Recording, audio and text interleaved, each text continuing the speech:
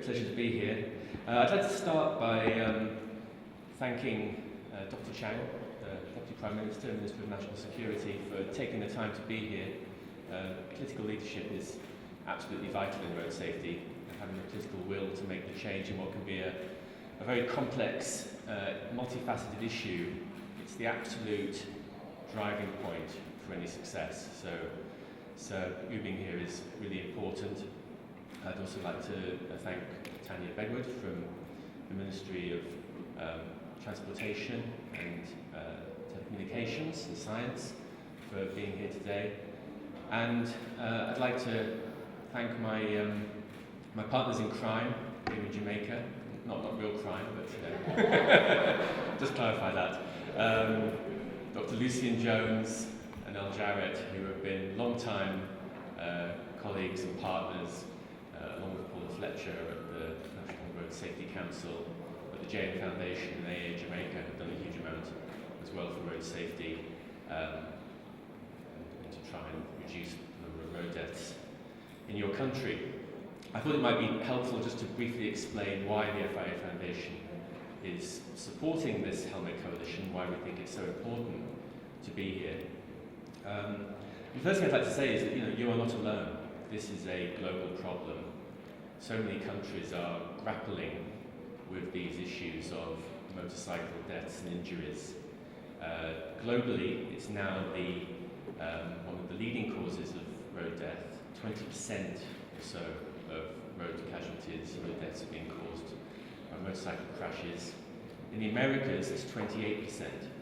So you can see that Jamaica's experience is not out of line with many other countries in this region or across the world. One of the things about this is that we have some experience and understanding of how other countries are trying to deal with their motorcycle issues. And what we at the FIA Foundation think is that, and what we've experienced, is that having a national helmet wearing coalition is a really great way to try to begin to grapple with this.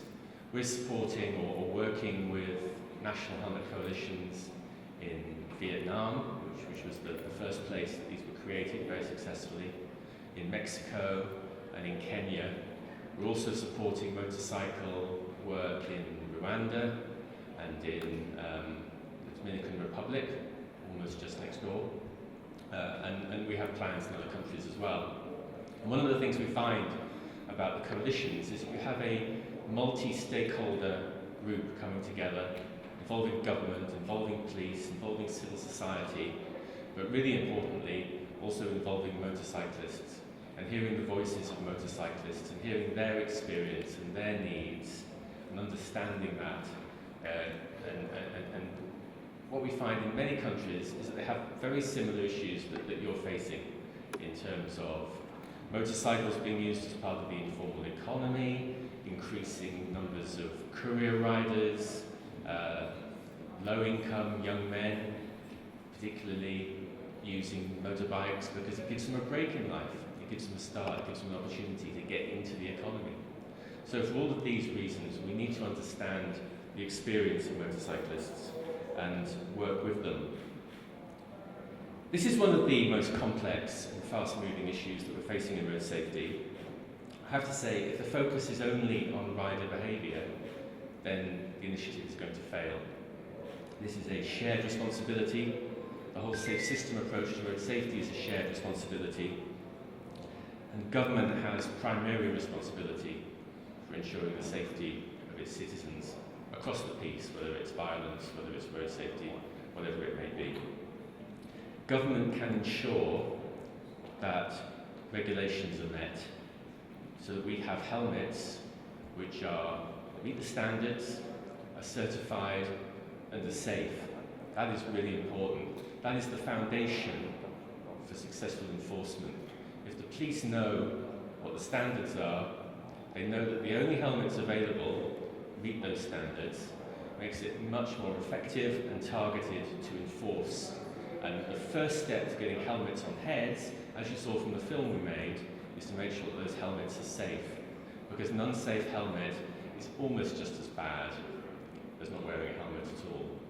So we need to fix the standards issue as the first step before moving on to behavioural and enforcement issues. This is our experience from many countries.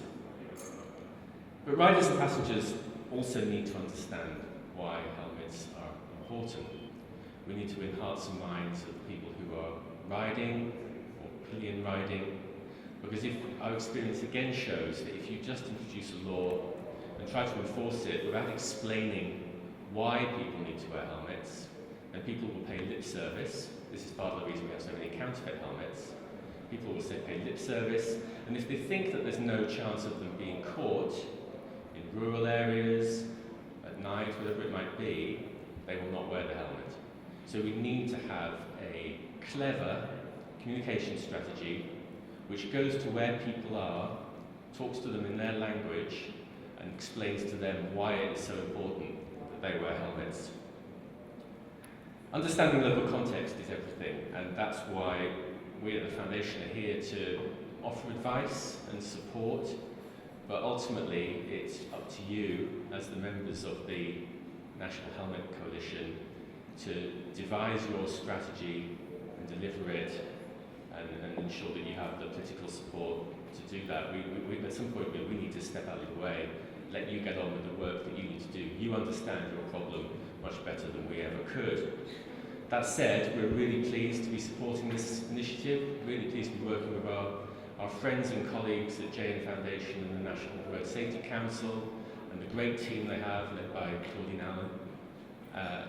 We look forward to working with all of you. We're here for the long term, we're committed, we stand with you, and we wish this National Road Safety Coalition every success in this important life-saving work.